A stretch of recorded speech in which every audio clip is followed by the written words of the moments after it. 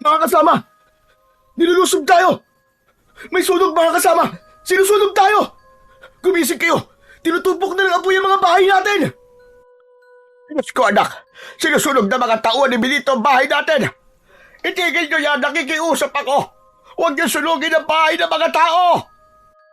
Tay, nilulusob po tayo ng mga tauhan ni Don Benito. Walang awa po nila binubugbog ang mga lalaking nakatira rito. Tumakas na po kayo. Iligtas niyo na po ang sarili niyo, Tay. Hindi anak, dito lang ako. Pagkasama natin aaharapin ang mga tauhan ni Don Benito. Lalong-lalo na sip-sip na si Arnulfo. Huwag na po matigas ang ulo niyo, Tay. Halika na, lumabas na tayo sa bahay. Pagkalabas ni Laterio at Lolo Pilo sa kanilang bahay, ay nakita nilang nakikipaglaban ang kanilang mga kasama sa mga tauhan ni Don Benito, habang ang palibot ng kanilang kubo ay nasusunog na rin at tinutupok na ng apoy. Umalingaw-ngaw ang iyak, sigaw at pagmamakaawa ng mga taong nawalan ng bahay at ng minamahal sa buhay. Ang mga nasugatan, walang ibang nagawa kundi pagmasdan ang pamilya na kasamang nasusunog sa kanilang tahanan. Dala ng labis na galit ng mag-ama, pati si Lolo Pilo ay nakipaglaban na rin sa mga tauhan ni Don Benito. Sa kabilang gilid naman ng nasusunog na baryo, nakatayo sina Don Benito at Arnulfo. Nakangisi ang mga ito, kasunod ng pag-alingaw-ngaw ng putok ng baril mula sa kamay ni Arnulfo.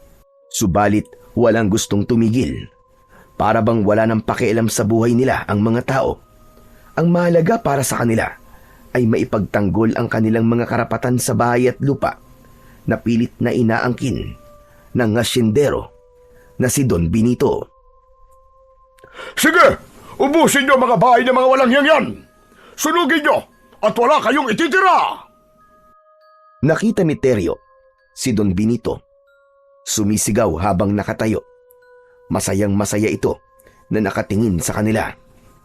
Dala ng matinding galit, sinubukan ni Terio na sugurin ito.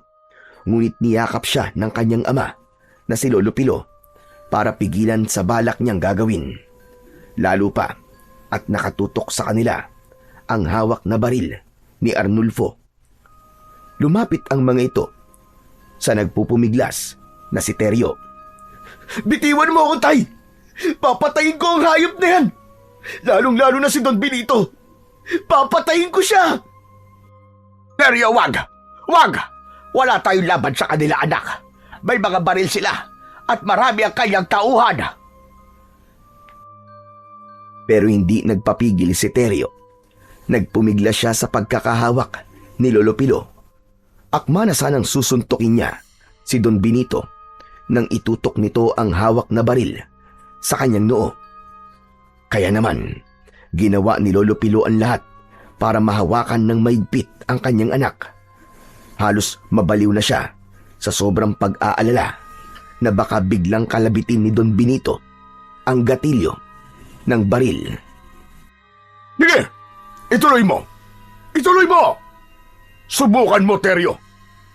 Bakit hindi mo siya bitiwan, Tatay Pilo? Tignan ko lang kung masasagga niya ang lahat ng mga bala ng baril ko. Ang kakapal ng mga mukha niyong tumira sa lupa ko. Amin ang lupang to, Don Benito. Mapapatayin niyo muna ako. Mapapatayin niyo muna kami lahat bago mo makuha ang aming pinaghirapan. At kapag nangyari yun, magdadaan muna kayo sa ibabaw ng mga bangkay namin. Pinaghirapan? Paano ang utang niyo sa akin? Sige nga! Kailan niyo ako babayaran, ha? Nangako kami, Don Benito. Nangako kaming babayaran namin hanggang sa huling sentimo ang aming mga pagkakautang. Kaya anong dahilan? At kailangan niyo sunugin ang aming mga tahanan? Konting panahon lamang ang hiniling namin sa iyo, Don Benito. Bakit kailangan paghumantong sa ganito ang pagpapanayas niyo sa amin? Sawang-sawa na ako sa mga pakiusap ninyo. Hindi ba't pumirma kayo sa mga kasulatan? Ha, Tatay Pilo, Terio? Hawak ko mga dokumento na nagsasabing sa akin na ang lupang ito. Kaya ano man ang gawin ko sa inyo, ay gagawin ko. Dahil ako na ang bago nagmamayari sa mga lupa ninyo. Dahil sa tensyon, at pagpupumiglas ni Teryo mula sa pagkakayakap ng kanyang ama, nabitiwan siya ni Lolo Pilo. Matapang siyang naglakad habang nagsasalita papalapit kay Don Benito, kaya kahit nakatutok pa rin ang baril nito sa kanya ay hindi siya nagpakita ng takot dito. Ipinagmamalaki mo mga papel, mga huwad na dokumento. Niloko mo kami. Ginamit mo ang pera mo para gipitin kami. Kaya kahit anong mangyari, hindi mo makukuha ang lupa namin. Dahil sa amin ang lupang ito. Tuluyan ng sinuntok ni Teryo si Don Benito. Dahil sa ginawa niya, si Arnulfo naman ang humampas ng baril sa kanyang muka. Bumagsak siya sa lupa habang namimilipit sa sakit. Nang makita naman ni Lolo Pilo ang kanyang anak na dumugo ang labi, ay hindi na niya napigilan ang kanyang sarili. Sinugod niya ng suntok si Arnulfo, subalit nakaiwas ito. Pinaputukan siya nito ng baril sa lupa upang tumigil siya sa muling pagakbang. Dala ng galit ni Arnulfo, lumapit ito kay Lolo Pilo at binaril ng malapitan ang palad ng matanda. Napasigaw si Lolo Pilo sa labis na sakit. Napaluhod ang matanda sa lupa habang hawak ang sariling kamay. Kaya naman, mabilis na tumayo si Teryo.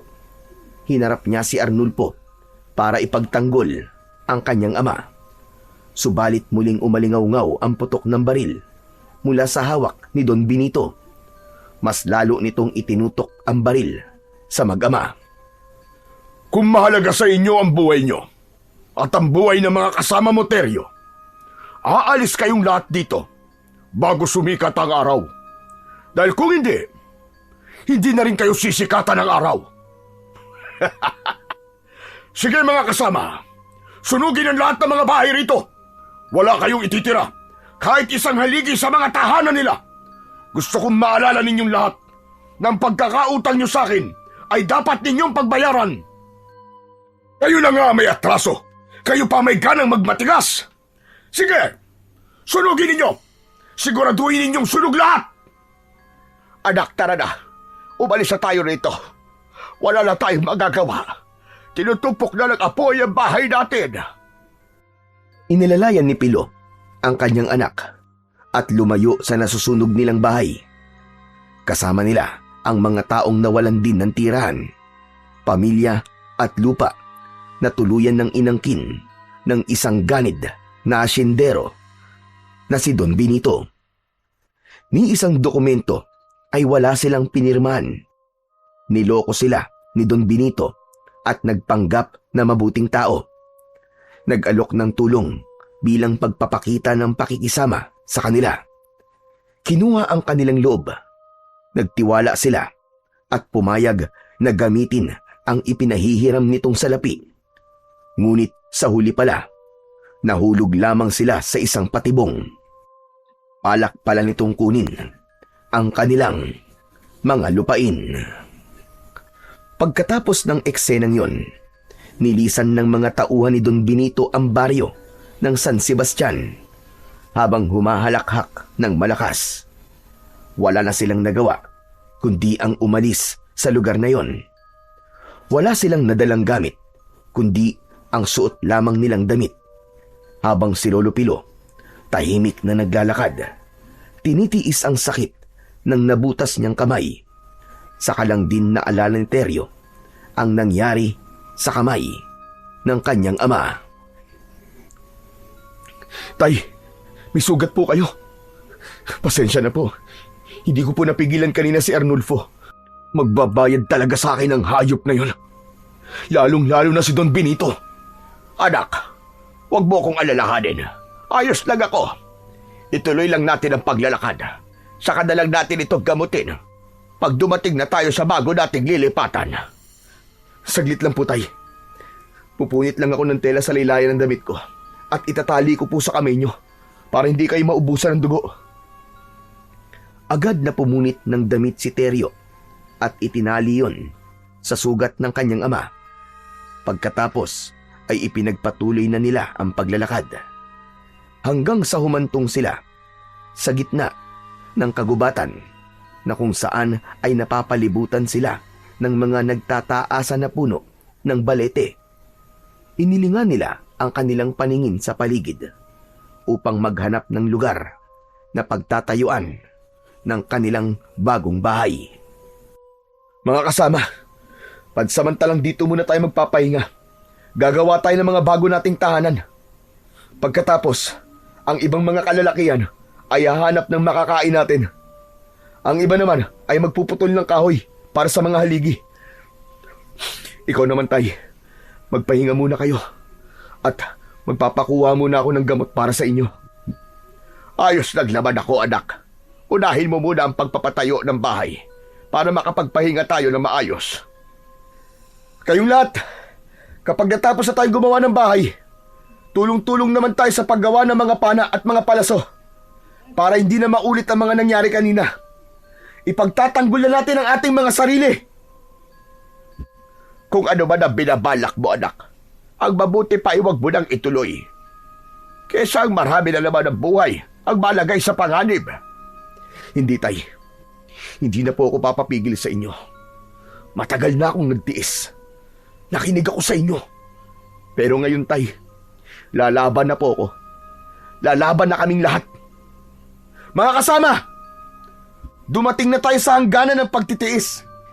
Alam ko, kayong lahat ay namuhunan ng pagod, hirap at katatagan ng loob para iwanan ang inyong mga sariling tahanan sa San Sebastian. Ngayon, narito tayo sa isang lugar na hindi pa nararating ng kahit na sino. Dahil sa pang-aapi at paglapastangan sa atin ni Don Benito Alhar, pagyayamanin natin ang lugar na to, mga kasama, upang magsilbing kuta natin. Oo, tayo ay mahirap lang, ngunit tayo ay marami. At dahil dyan, magkakaisa tayo para bawiin ang ating mga lupain. Ipaglalaban natin ang ating mga karapatan. Sabay-sabay na sumang-ayon ang mga tao sa sinabi ni Teryo. Bawat isa ay punong-puno ng pag-asa na mababawi pa nila ang kanilang mga lupain. Pagkatapos ng pag-uusap nila, nagsimula na silang kumilos. Lahat ng pangkat ay kanya-kanya na ng pagganap ng mga nakatokang gawain para sa kanila. Si Teryo naman, isang plano ang nabuo sa kanyang isipan. Gaganti siya. Kukunin niya ang anak ni Don Benito at yun ang gagamitin niya na panlaban upang maibalik sa kanila ang kanilang mga lupain. Nagsama lang siya ng 2 lalaki na makakatulong niya sa pagdukot sa anak ni Don Benito kay Sandra. Hindi siya nagpaalam sa kanyang ama. Tahimik silang lumabas ng kagubatan at pinuntahan ang mansyon ni Don Benito. Pagdating nila roon, narinig nila ang masayang pagdiriwang ng mga tauhan nito habang naglalasing sa loob ng mansyon. Mula sa kinatatayuan ni Teryo, dinig na dinig niya ang pinag-uusapan ng mga ito habang nakasilip siya sa bintana. Samantala, sa loob naman ng mansyon ni Don Benito, nagkakasiyahan sila sa tagumpay na nakamit sa pagpapalayas nila sa mga tao sa baryo. Umalingaw-ngaw ang tunog ng mga bote ng alak mula sa mga tauhan niya. Pakiramdam niya, siya na ang hari sa buong baryo ng San Sebastian. Sige, uminom kayo. Kumain kayo. Ayan, maraming pulutan, huwag na kayong mahiya. Sige lang, kainin niyo lahat ng mga pagkain nakikita niyo sa ibabaw ng lamesa. Bumabahari ng alak. Magpapakasaya tayong lahat. Para sa inyo yan.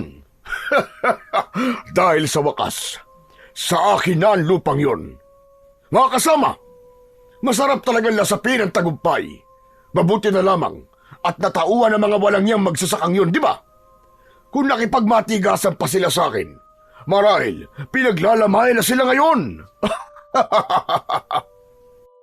Kasunod ng pag-alingaw-ngaw ng malakas na tawanan ng mga tauhan ni Don Benito, sinabi ni Arnulfo na dapat raw magpasalamat pa ang mga magsasaka kay Don Benito dahil binigyan ito ng pagkakataon ang mga tao na mabuhay. Kung tutuusin daw, ay dapat rematado na raw ang lupa ng mga magsasaka. Kung hindi raw sa pagpapautang ni Don Benito sa mga ito. Maya-maya pa ay muling nagsalita si Don Benito. Bueno, masyado silang umasa at naniwala sa pamumuno ng mag-amang Teryo at Tatay Pilo.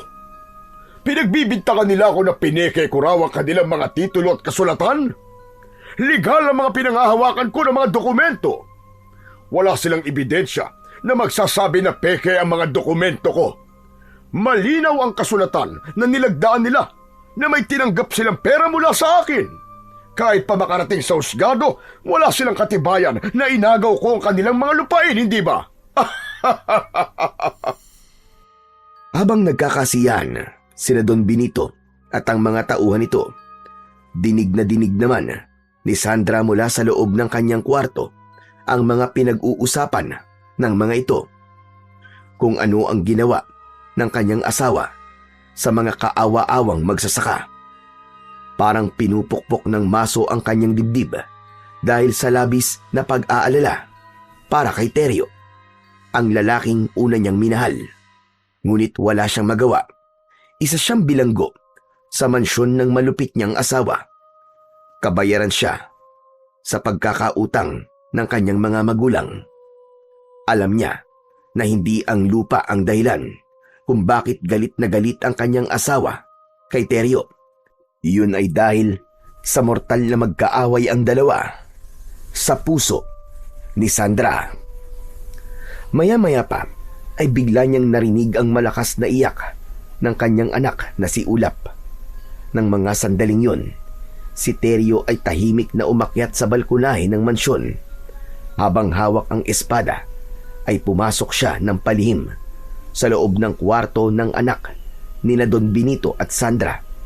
Sakto yun na hawak lang ito ng katulong at walang ibang nagbabantay. Huwag ka sisigaw! Akin ang bata! Kundi, mapipilitan akong patayin ka! Dala ng takot ng kasambahay, ay hindi nito napigilan ang hindi mapasigaw. Sumabay pa ang iyak ng sanggol. Inagaw niya ng mabilis ang bata at tumakbo si Teryo sa balkonahe. Sinilip niya kung gaano kataas ang luluksuhin niya para makatakas. Samantala, nang dahil naman sa malakas na sigaw ng kasambahay, nabulabog ang mga nag-iinuman na mga tauhan ni Don Benito. Ganon din si Sandra na nagmamadaling pumasok sa loob ng silid ng kanyang anak. Nagkasabay silang dalawa ni Don Benito at ang mga tauhan nito habang hawak ang baril.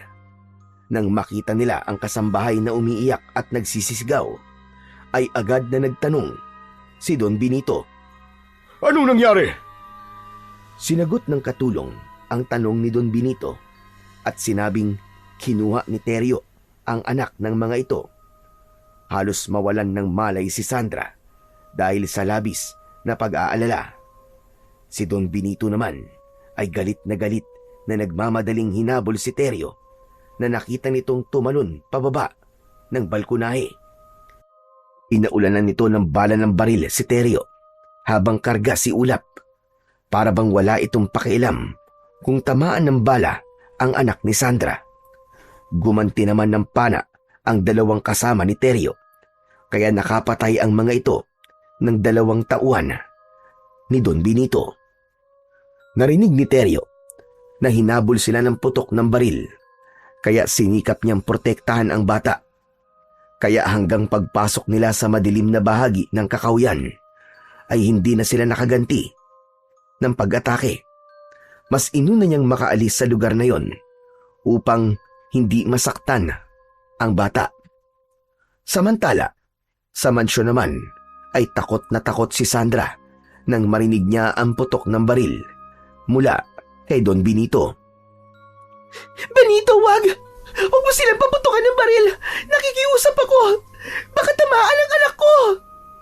Wala akong pakialam! Umalis ka sa daraanan ko! Baka pati ikaw samain sa akin! Akma na sanang aalis si Don Benito para habulin sina Teryo at ang mga kasama nito. Pero pinigilan ni Sandra ang asawa. Sakto naman yun na bumalik na ang mga tauhan nito na humabol kina Teryo at sinabing na wala na ang mga ito sa madilim na bahagi ng kakauyan. Saka lang nakahinga ng maluwag si Sandra nang marinig ang sinabi ni Arnulfo. Binitiwan niya ang kamay ni Don Benito na matalim ang pagkakatitig sa kanya. Malakas nitong sinampal si Sandra. Sa susunod na pigilan mo pa ako. Bala na ng baril ko ang tatama sa mukha mo. Nagkakaintindihan ba tayo? Bakit hindi kita pipigilan, Benito? Buhay na ng anak ko ang nakataya. Kahit nakailan talaga, hindi ka marunong magmahal. Kaya wala kang pakialam sa anak ko. Wala kang kasing sama. Dahil sa sinabi ni Sandra, inilang hakbang lang ni Don Benito ang pagitan nila at dinakot nito ang kanyang bibig. Bigyan mo ko ng anak nang malaman mo kung paanong magmahal ang isang katulad ko. Itong tandaan mo. Sa oras na magkita ulit kami ni Teryo, at kahit dala pa niya ang anak mo, idadamay ko siya. Tandaan mo yan. Idadamay ko siya, Sandra. Galit at pabalyang binitiwan ni Don Benito ang panga ni Sandra. Saka umalis sa kanyang harapan. Nahawakan niya ang kanyang pisngi na nasaktan habang matalim ang tingin sa papalayong asawa. Samantala, mabilis naman ang takbo ni Teryo habang binabagtas nilang tatlo ang daan pabalik sa kanilang kuta. Habol ang hininga, nayakap niya ang anak ni Sandra. Pagkalipas ng ilang oras na pagtakbo, sa wakas ay narating nila ang kinaroroonan ng kanilang mga kasama. Nakita niyang nakaabang na ang kanyang ama na si Lolo Pilo. Nakakunot ang noo nito habang nakatingin sa bata. Teryo, bakit karga-karga mo ang anak ni Sandra? Talaga bang nasisiraan ka na ng ulo? Tay, pabayaan niyo na nga po ako sa diskarte ko. Huwag niyo po akong pakialaman. Kaya ba umalis ka nang hindi nagpapaalam para magawa mo ang gusto mo? Oh, ano ngayon ang balak mo sa batang yan, ha? Sumagot ka, Teryo. Ano ang balak mo sa kanya? Walang natanggap na tugon si Lolo Pilo mula sa kanyang anak. Sa halip ay ibinigay nito sa lalaki ang bata na umiiyak. Saka nagpakuha ng papel at ballpen sa isa sa mga kasama nilang lalaki. Nagsulat ito at hindi siya pinapansin. Teryo, tinatanong kita. Magsalita ka. Ano ang balak mo sa batang yan? Hindi na ba mahalaga sa'yo na anak yan ni Sandra? Wala na po akong pakialam, Tay. Matagal na pong tapos ang tungkol sa amin ni Sandra. Kaya huwag niyo na pong babanggitin ang pangalan niya sa harapan ko. Teryo, huwag mong gawin ito, anak. Baka mapahamak ang bata. Wala siyang kinalaman. Marami ang namatay sa mga kasama natin, Tay. Marami rin po namatay ng mga bata habang sinusunog nilang tahanan natin. Kung tutuusin, kulang pa ang buhay ng batang yan sa buhay ng mga nawala. Diyos ko, kilabutan ka nga sa mga sinasabi mo, anak. Walang kasalanan ng batang yan. Walang kinalaman ng batang yan sa kasalanan ng kanyang mga magulang. Hindi niyo na po mababago ang pasya ko, Tay. Ipapadala ko ang sulat sa mga alahar. Sisiguraduhin ko na makakarating ang sulat sa kanila. Papatayin ko talaga ang bata kapag hindi niya tayo pinagbigyan sa kahilingan ko sa kanila. Hindi naman sa pinangungunahan kita, Teryo. Bakit naman na walang malay na batang yan ay inadamay mo? Walang kasalanan ng bata. Ayoko na balang araw ay pagsisihan mo mga gagawin mo. Nasaan ang konsensya mo, Teryo? Kung kaya mo patayin ang bata, ako hindi. Hindi ako makakapayag na magtagumpay ka sa binabalak mo. Hindi dapat gamitan ng konsensya ang hayop na yun, Tay. Si Don Benito na rin ang nagturo sa atin upang umisip ako ng ganito. Kapag hindi siya pumayag sa kahilingan ko, ay kailangan patunayan natin na tayo ay may isang salita. Talaga bang yun lang ang dahilan kung bakit galit na galit ka kay Don Benito. Bakit, Tay? May iba pa bang dahilan? Ibang nakikita ko galit sa mga mata mo, Teryo. Alalahanin mo na kung minsan nakababatayan sobrang galit. Mamatay man ako, Tay. Sisiguraduhin kong mauunang mamatay sa akin si Don Benito. Magsasalita pa sana si Lolo Pilo, pero iniwan na siya ni Teryo. Nahabol na lamang niya ng tingin ang kanyang anak. Kasunod ng malalim na buntong hininga, ang pagbundol ng kaba sa kanyang dibdib. Kinabukasan, mula sa mansyon ni Don Benito, iyak nang iyak si Sandra. Hindi na siya mapalagay hanggat hindi niya nakikita ang kanyang anak na si Ulap. Iba ang takot na nararamdaman niya habang nakaupo siya sa upuan sa harap ng lamesa.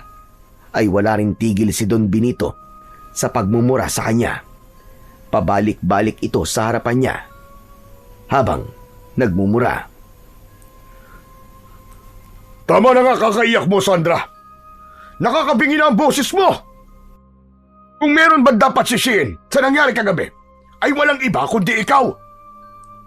Bigong-bigo sa'yo si Teryo, ano? Kaya't ang anak mo ang pinagdiskitahan niya. Kung ano man ang masamang hinala mo sa akin, wala na akong magagawa. Ang mahalaga lang sa akin ngayon ay ang aking anak. Benito, gumawa ka ng paraan para maibalik sa akin ang aking anak. Paraan? Saan ko hahanapin ang mga demonyo na yun, ha? Malawak ang kabundukan ng San Sebastian. Saan ko sila hahanapin? Magsasalita pa sana si Sandra nang biglang pumasok si Arnulfo. Nagmamadali ito sa paglapit at sinabing may dumating na sulat na nakaipit sa pana.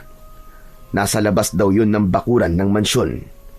Ang papel ay ibinigay nito kay Don Benito at agad na binasa ng lalaking kung ano ang nakalagay sa loob ng sulat. Don Benito, nasa kamay namin ang buhay ng iyong anak.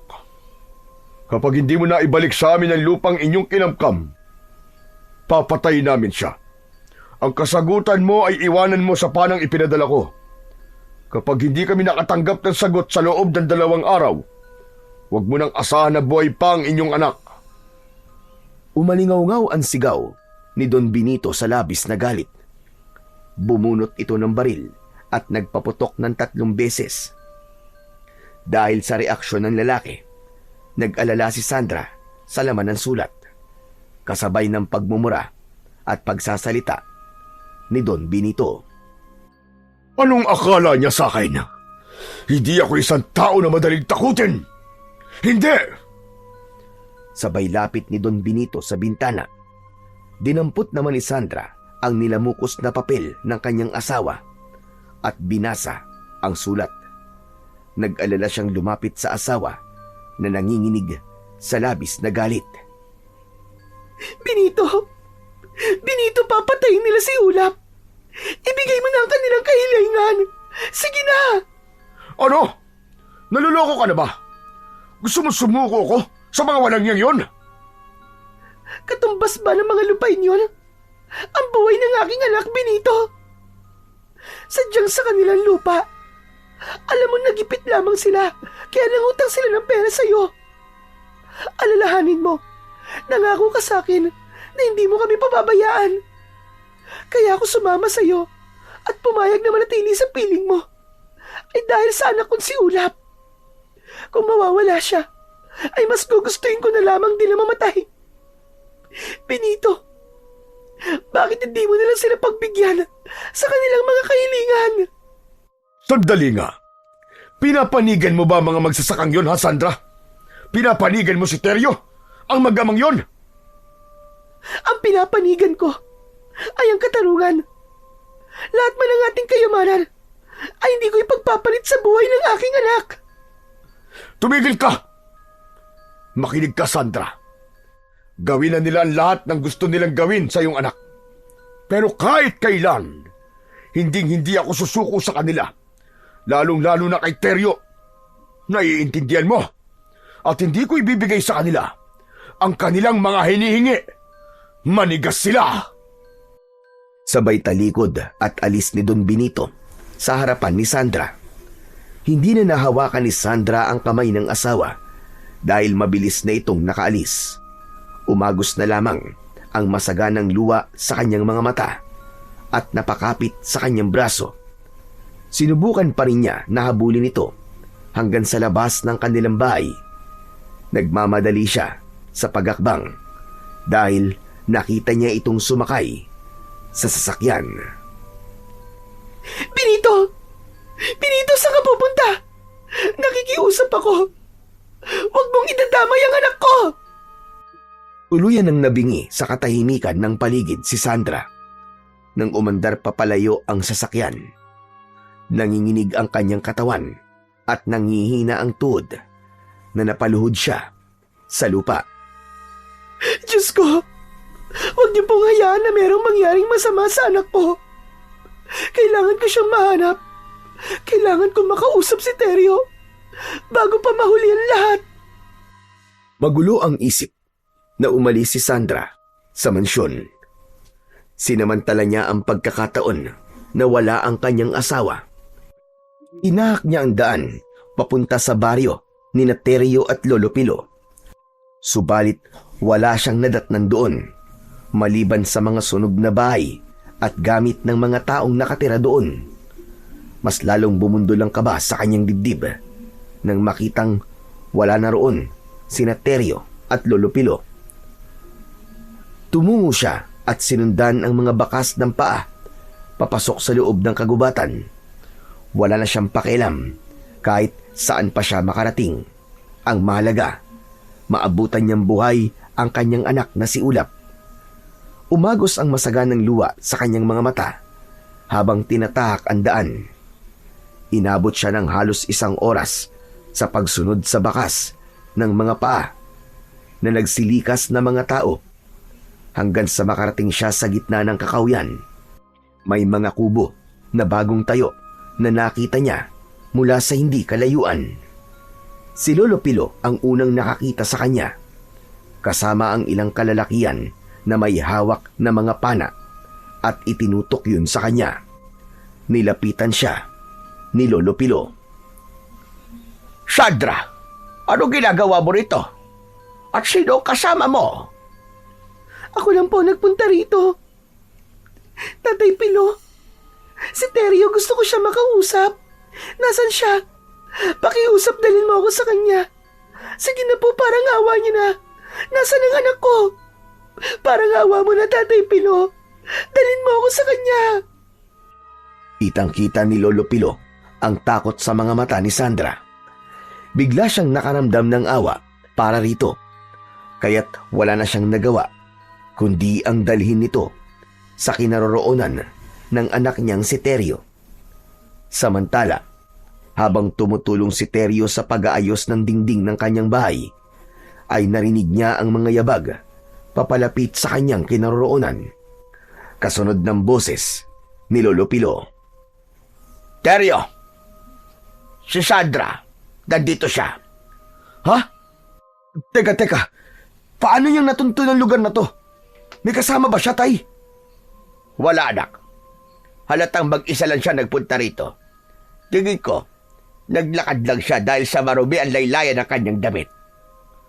Mula sa kinatatayuan ni Sandra, ay dinig niya ang malamig na boses ni Teryo na parabang hindi ito masaya sa pagpunta niya sa kuta nito.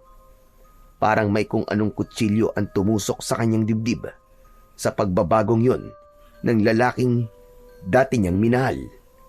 Nakita niyang lumapit ito sa kanya habang seryoso ang muka.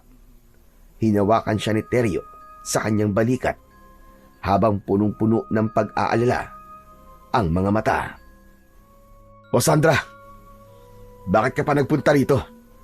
Teryo, nasaan ang anak ko? Nasaan siya? Walang mangyayari sa kanya, Sandra, kung ibibigay ng asawa mo ang mga lupain namin. Isang pagtitimpi na lamang ang pumipigil at natitira sa akin. At kapag yun ay naubos pa, Hindi ko na kayang mangako sa'yo kung ano ang mangyayari sa iyong anak. Tinalikuran ni Teryo si Sandra dahil hindi niya kayang makitang nahihirapan ito. Subalit buo na ang pasya niya na idadamay niya ang bata sa oras na walang mangyari sa kahilingan nila. Naramdaman niya ang kamay ni Sandra sa kanyang braso. Malamig ang palad nito at nanginginig. Yumakap ito sa kanyang bewang. Subalit inalis niya ang mga kamay nito. Saka muling kinausap. Wala ka nang magagawa sa plano ko, Sandra. Hindi mo na mababago kung ano ang napagdesisyonan ko. Papatayin ko ang anak niyo ni Don Benito. Huwag, Teryo! Maawa ka sa kanya! Kapag ginawa mo yan, ikaw na rin ang papatay sa sarili mong anak! Paniwala ka! Si Ulap ay tunay mong anak! Dadalawang buwan ako nun na nagdadalang tao nang tayo'y magkaiwalay. Anak mo siya, Teryo! Anak mo siya!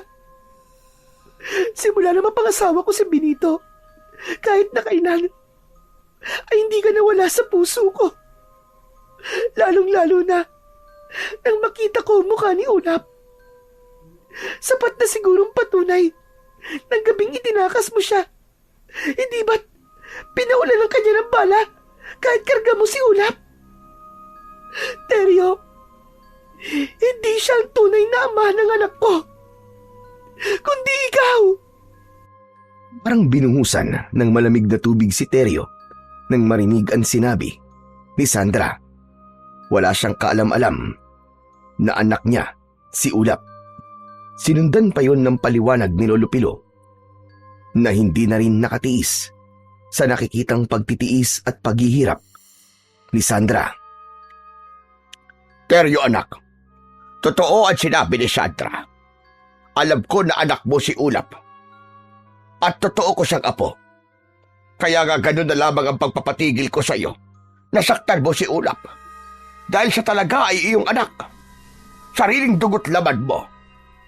Ipinagtapat sa akin ni Sandra na sa iyo ang ipinagbubuntis niya. Napilitan lang siya na sumama kay Benito dahil sa pagkakautang ng kanyang mga magulang. Tinakot lamang si Sandra ni Benito. Bakit ninyo na sinabi? Bakit hindi mo sinabi, Sandra, na napilitan ka lang noon na sumama kay Benito? Para ano pa? Para yung pandirian? Pero ngayon, pwede pa nating ibalik ang dati. Sasama ako sa'yo at iiwan ko si Benito. Kaya wag mo nang ituloy ang binabalak mo. Sandra, kinalimutan ko na ang lahat ng mga namagitan sa atin. Ang mahalaga para sa akin ngayon ay ang kapakanan ng aking mga kasamahan. 24 na oras na lang ang natitirang palugit ko kay Don Benito. Kapag hindi niya ibinalik sa amin ang lupa, pasensyahan tayo. Papatayin mo ang sarili mong anak? Ha? Papatayin mo? Bakit hindi na lamang ako ang patayin mo? Kung talagang gusto mo magiganti sa kasamaan ng asawa ko, bakit hindi na lamang ako, Teryo? Huwag na lang si Ulap. Bigyan mo siya ng karapatang mabuhay. Buong puso ko siyang ipinagkakaloob sa'yo, sapagkat ikaw naman ang tunay niyang ama. Teryo, wag. Huwag mo siyang papatayin. Anak mo siya, Teryo. Anak mo siya. Tay, ilayo niyo na po sa akin si Sandra.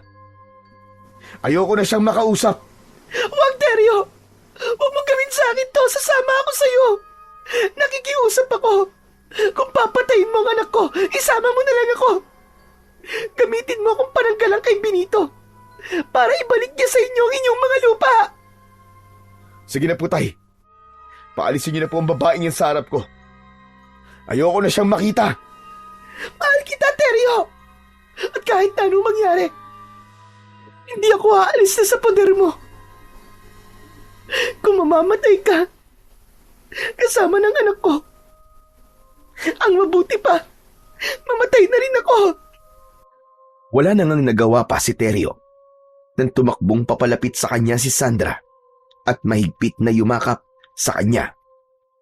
Kahit na anong gawin niyang pagtanggal sa mga kamay nito, ay mas lalo lamang yon na humihigpit. Agmabuti pa, Teryo. Pag-usapan ninyong mabuti ang tungkol sa inyong dalawa. Isa pa, nag-aalala na ako. Kung madali lamang tayong nahanap ni Sandra, natitiyak ko na madali rin tayong matutunton ni Benito. Teryo, sasama ako sa'yo. Hindi na ako babalik sa mansyon, pakiusap. Hayaan mo ako manatili sa tabi ng anak ko. Hindi na tumutol pa si Teryo sa sinabing yun ni Sandra. Hindi niya kayang tiisin ang dati niyang asawa dahil hanggang ngayon ay mahal pa rin niya ito. Hindi na napigilan ni Teryo ang kanyang sarili at gumanti rin siya ng yakap dito. Para siyang natauhan nang makita ang luha sa mga mata ni Sandra. Halika, sumama ka sa akin sa silid ng anak natin. Salamat, Teryo.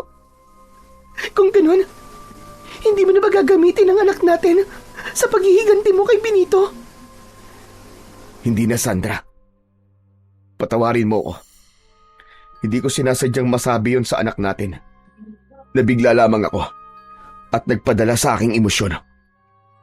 Hindi ko rin naman kayang pumatay ng isang batang walang kalaban-laban. Pagkatapos nilang mag-usap, ay pumasok sila sa loob ng kubo.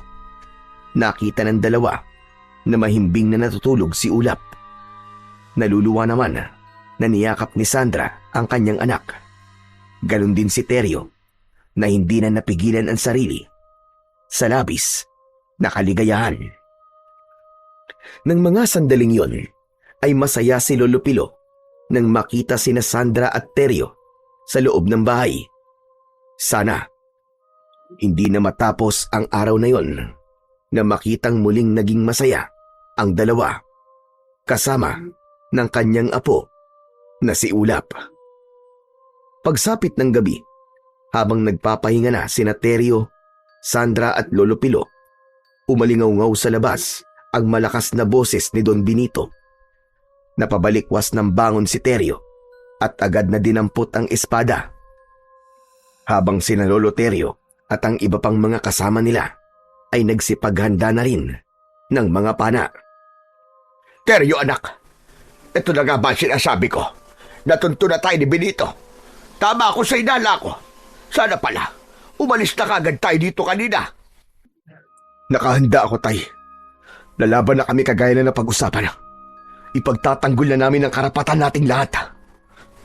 Teryo, anong gagawin natin? Natatakot ako. Paano ang anak natin? Tay, kayo po muna ang bahala sa mag-ina ko. Gawin niyo ang lahat para makaligtas sila. Anak, saan ka pupunta? Haharapin ko sila, Tay. Kaya't nakikiusap ako. Ingatan niyo ang mag-ina ko. Lalo na ang anak ko. Kung ano man po mangyari sa akin, gusto kong mangako kayo na mamahalin at aalagaan niyo ang anak ko. Pipigilan sana ni Lolo Pilo ang kanyang anak na si Teryo, pero mabilis na itong nakalabas ng bahay at humarap kay Don Benito. Nakahanay naman ang mga tauhan ni Don Benito habang nakatutok ang matataas na kalibre ng baril. Malakas na sumigaw si Don Benito. Sandra! Sandra, lumabas ka dyan! Hayop ka! Talagang harapan na ang panluloko mo sa akin. Talagang sumama ka na sa ampas lupang kabit mo! Hindi ako kabit ni Sandra, Don Benito. Ako ang nauna sa kanya na inagaw mo lang. Kaya't kung naparito ka para bawiin ang babaeng pinakamamahal ko, magdadaan ka muna sa ibabaw ng bangkay ko. At ano yung panlalaban mo sa akin? Ang pana ba ng mga kasama mong gunggong? Anong laban ang pana nyo sa baril namin, ha? Ibalik mo ang asawa ko. Kung ayaw mong lahat kayo ay paulanan ko ng bala. Sandra, lumabas ka! Lumabas ka sa bahay ng lalaking yan! Dahil kung hindi, papatayin ko siya! Pati ang anak ninyo! Dahil sa mga narinig, ay napilitan si Sandra na ibigay ang kanyang anak sa pangangalaga ni Lolo Pilo. Tay, kayo na po ang bahala sa anak ko. Saan ka pupunta, Sandra? Huwag kang makinig kay Benito. Mapapahamak ka lang kung babalik ka pa sa kanya. Pero, papatayin niya po kayo. At hindi ko hahayaan na mamatay kayong lahat ng dahil sa akin. Hindi ko kaya na marami pang madamay ng dahil sa kasakiman ng asawa ko. Sasamahan ko si Teryo. Hindi ko kaya kapag nawala siya. Dahil ito ang kwintas ko. Ipasuot niyo po ito sa anak ko. Isa tong agimat. Kahit papano, mapoprotektahan niya ang anak ko. Hinubad ni Sandra ang suot na agimat at ipinasuot niya yon sa kanyang anak habang naririnig pa rin ang sigaw ni Don Benito sa labas ng bahay. Sandra! Kapag hindi ka pa lumabas sa pinagtataguan mo, papaulanan ko ng bala ang mga bahay na nandito. Magbibilang ako ng 3. Kapag hindi ka nagpakita sa akin, mamamatay ka na kasama nila.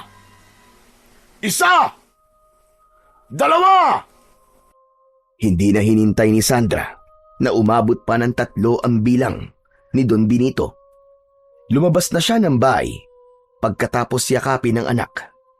Mula sa likuran ni Teryo ay nagpakita si Sandra sa kanyang asawa na si Don Benito. Nanginginig ang kanyang mga tuhod nang lumampas siya sa kinatatayuan ni Teryo. Pabayaan mo na sila, Benito! Pabayaan mo na kami ng anak ko! Mahal ko si Teryo. At hindi na ako sasama sa'yo. Nakikiusap ako sa'yo. Hayaan mo na kami magsama. Huwag ka magmakaawa sa kanya, Sandra. Ako ang unang minahal mo. May anak tayo. Hindi ko nahahayaan na maagaw kanya muli sa akin. Ang linta nga naman. Kapag nakahanap ng pagkakataon, kakapit at maninipsip ng dugo. Kapag nalawayan ko na, hindi ko na ibinibigay sa iba. Kaya sa ayaw at sa gusto mo, Sandra, sasama ka sa akin. Hindi na ako sasama sa'yo. At lalong hindi sa lalinta, Benito. Ikaw ang linta. Kung hindi mo kinuha ang kanilang lupain, hindi na sana aabot pa sa ganito. Huwag mo silang ipagtanggol, Sandra. At kahit kailan, ay taglay mo pa rin ang ugaling linta. Pagkatapos kitang iaon sa putikan na kinalulugmukan ng iyong ama, ito pa ang igaganti mo sa akin. Nakipagkita ka sa kapwa mo linta. Nakipagkita ka kay Teryo, di ba? Alam mo naman na hanggang langit ang galit ko sa kanya. Ano pa ang hinahanap mo? Naibigay ko na sa iyo ang lahat. Ano pa? Ano pa ang hahanapin mo, Sandra? Ano pa ang kailangan mo? Ang hinahanap ko ay ang kaligtasan ng aking anak. Hindi mo sinagot ang tanong ko, Sandra. Ano pa ang hahanapin mo? Kamatayan ba? O buhay ng mag-ama mo? Tumigil ka, Benito. Hindi kailangan mamili ni Sandra. Dahil ngayon nandito na siya sa piling ko. Kamatayan ko muna ang magiging sagot sa lahat ng mga tanong mo. Mga kasama, paunalan sila ng palaso!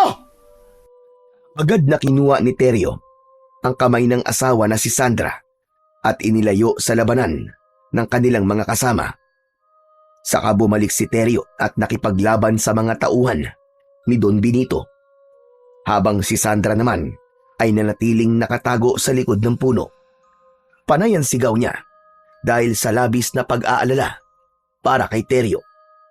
Nagsimula ang labanan, baril, laban sa mga pana, hanggang sa unti-unting humina ang puwersa ng mga tauhan ni Don Benito, habang si Lolo Pilu naman, dala ang apo, ay nakakubli sa ilalim ng katre, nakadapa at tinatakluban ang bibig ni Ulap upang hindi ito umiyak. Umalingaw-ngaw din ang mga putok ng baril sa paligid, pati na ang tunog ng sigaw ng mga tao na tinatamaan ng palaso. Hindi ako makakapayag na basta mo na lang kaming matatalo. Lalaban kami hanggang sa huli.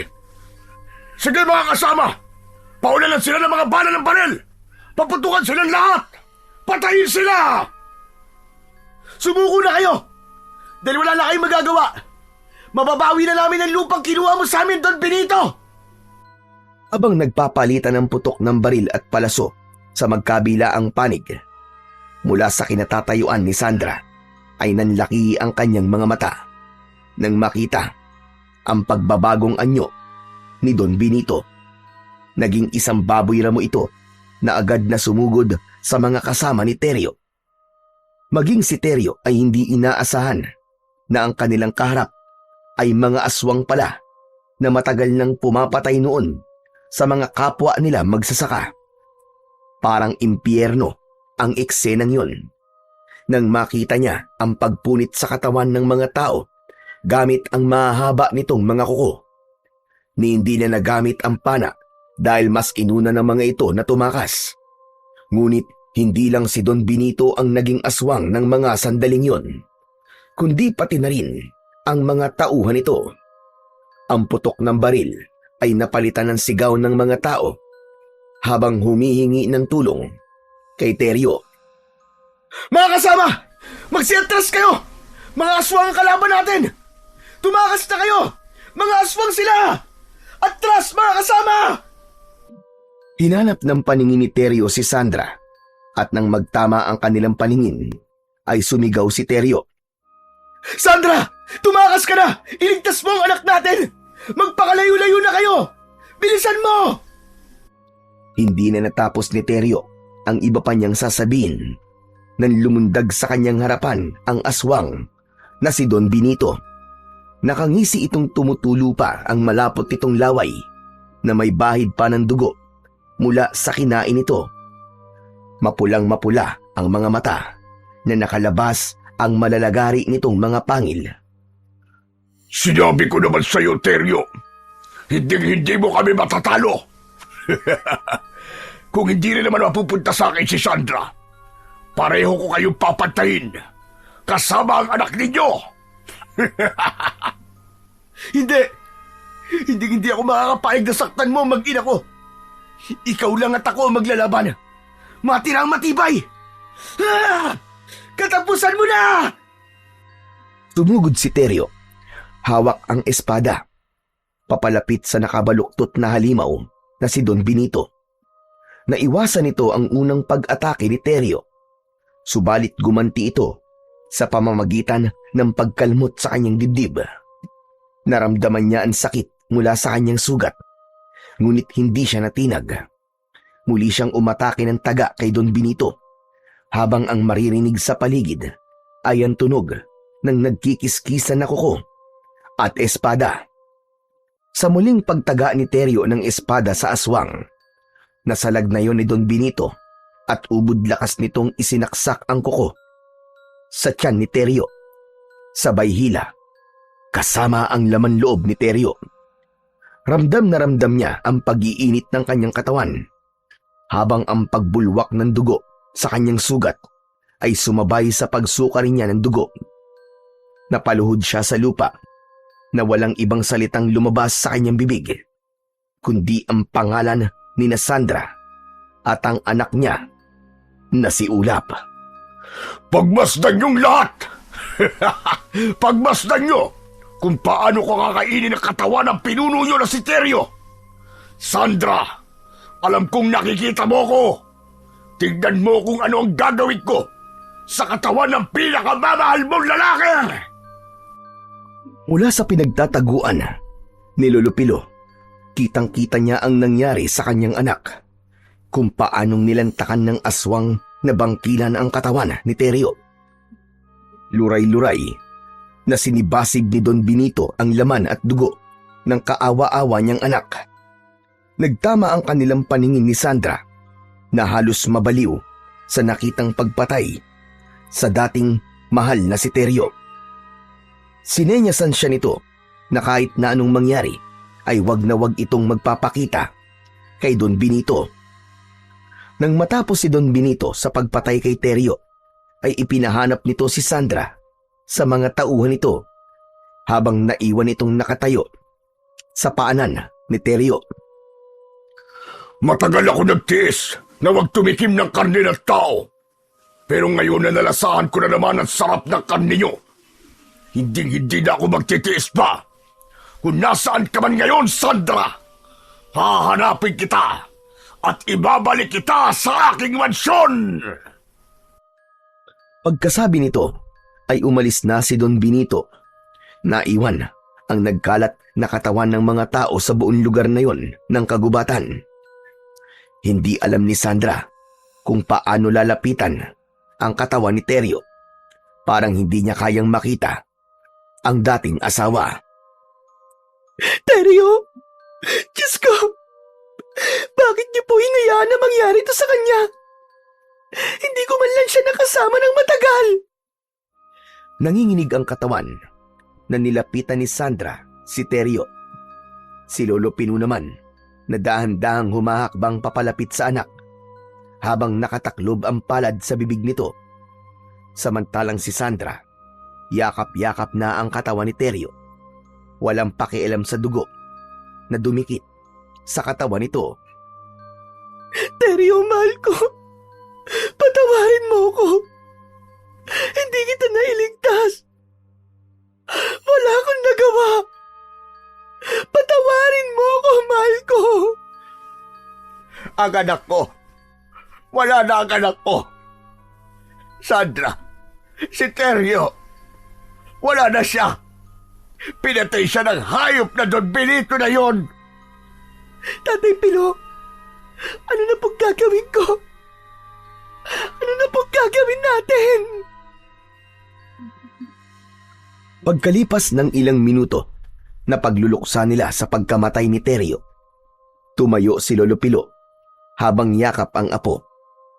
Si Sandra naman ay nanatiling nakayakap sa katawan ni Teryo. Halika na, Sandra.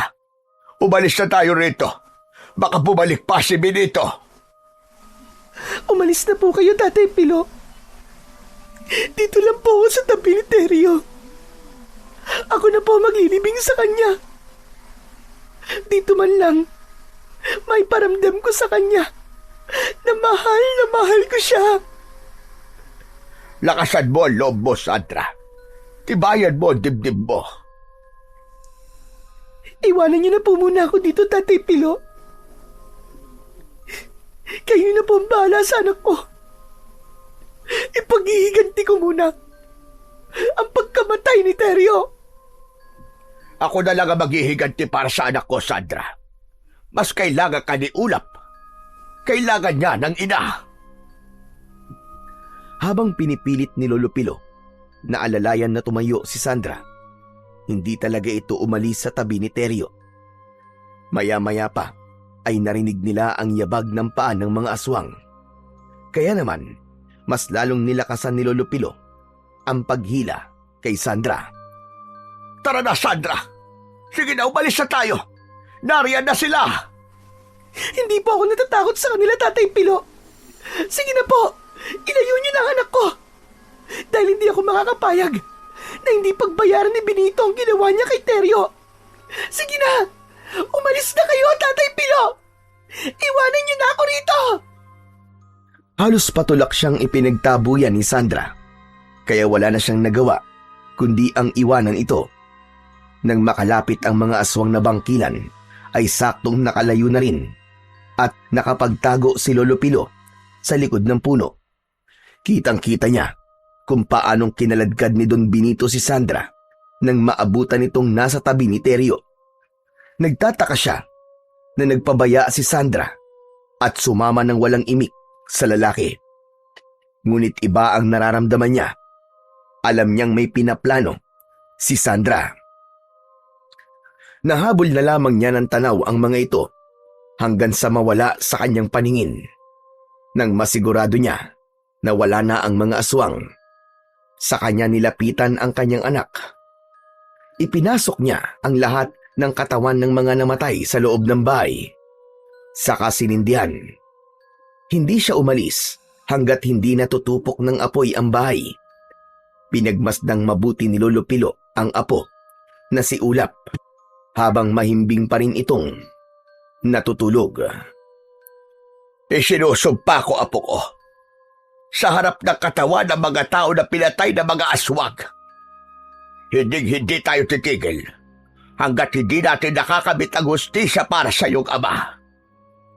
Ito na ang panahon para muling bumalik ako sa pagiging manunugis ng mga aswang. Pinagmasdan ni Lolo Pilo ang kanyang kamay na may bakas pa ng sugat mula sa bala ng baril. Yun ang magsisilbing paalala para sa kanya sa brutal na pagkamatay ng kanyang anak. Kinuha muna ng matanda ang espada sa lupa. Saka mabigat ang paa na nilisan ang lugar na yon. Tinahak niya ang daan papunta sa madilim na bahagi ng kagubatan. Tumigil siya sa gitna ng gubat sa tapat mismo ng malaking balete kung saan ay direkta yung nasisikatan ng buwan. Inilapag niya ang kanyang apo sa malapad na ugat ng puno. Lumuhod siya at dinukal ang lupa.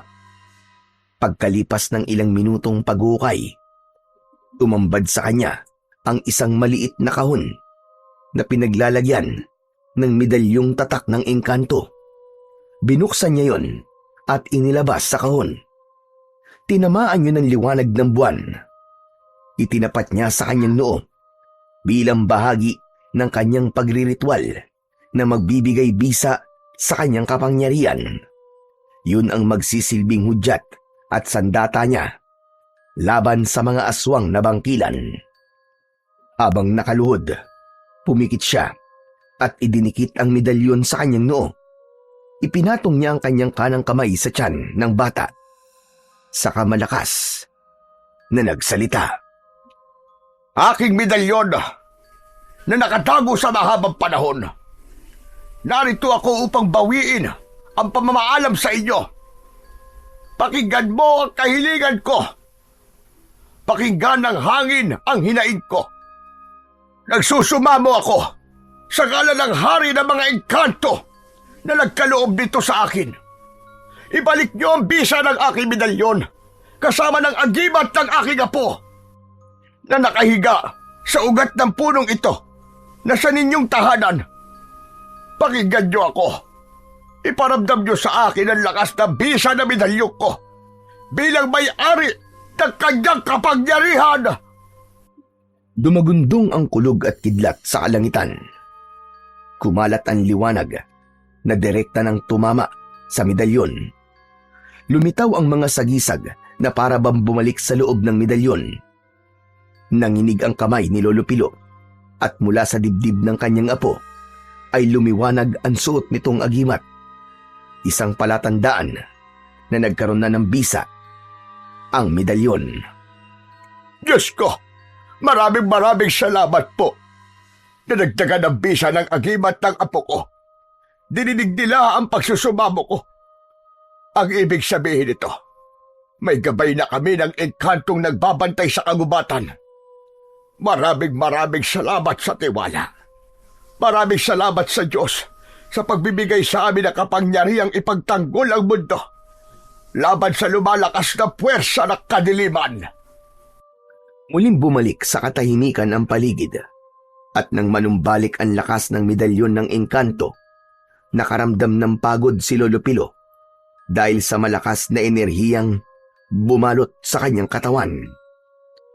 Tuluyan na siyang nakatulog pagkatapos ng malagim na pangyayaring yon sa buhay ng maglolo.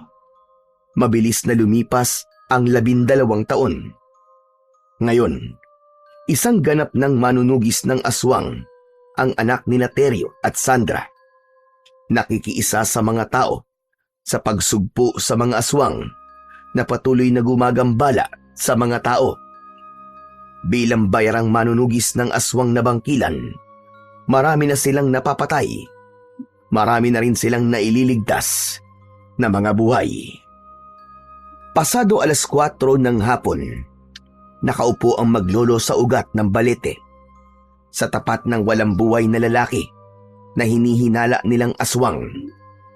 Hinihintay nila na magbago ang anyo nito upang tuluyang mapatay ng suot na medalyon ni Lolo Pilo. Mataman na pinagmasdan ni Ulap ang lalaki. Alam na niya ang masaklap na kwento sa likod ng pagiging manunugis nila ng bangkilan at kung bakit gano'n na lamang ang galit ni Lolo Pilo sa mga kampon. ng kadiliman. Lolo Pilo, gusto ko pong hanapin si nanay. Gusto ko pong makuha siya sa kamay ni Don Benito. Apo, hindi pa sapat ang iyong husay sa paggamit ng espada at sa pagharap sa pinuno ng bangkilan. Pero, para saan pa tong agimat ko? Kung hindi ko naman po ito magagamit sa aswang na pumatay sa tatay ko. Magmula ng malaman mo ang nangyari sa iyong ama, nagkakaganyan ka na. Nasisira na ang diskarte mo sa pakikipaglaban, Apo. Kailangan mo pang magsanay ng gusto bago natin harapin si Benito. Pero sa ngayon, kailangan mo na nating ubusin ang kanyang mga alagad upang mabawasan ang kanyang puwersa. Paano po? Kung sa mahabang panahon na pananahimik natin, patay na pala si nanay, Lolo Pilo. Hindi yun mangyayari. Kilala ko si Benito. Mahal na niya si Sandra. Kaya sana naman pakinggan mo mga sinasabi ko sa'yo. Kailangan pa natin ng konting panahon pa, Ulap, para malabanan siya ng harapan. Galit na tumayo si Ulap. Nilapitan niya ang nakahigang lalaki. Buong lakas niyang itinarak ang espada sa dibdib nito, saka pinaikot-ikot ang talim. Sabay gilit sa leeg nito at sa isang iglap, umusok ang katawan nito. Hindi na po ako maghihintay ng ilang panahon pa, Lolo Pilo. Kung hindi ngayon, bukas, haharapin ko na sila. Iniwan ni Ulap si Lolo Pilo at hindi niya hinintay na magsalita pa ito.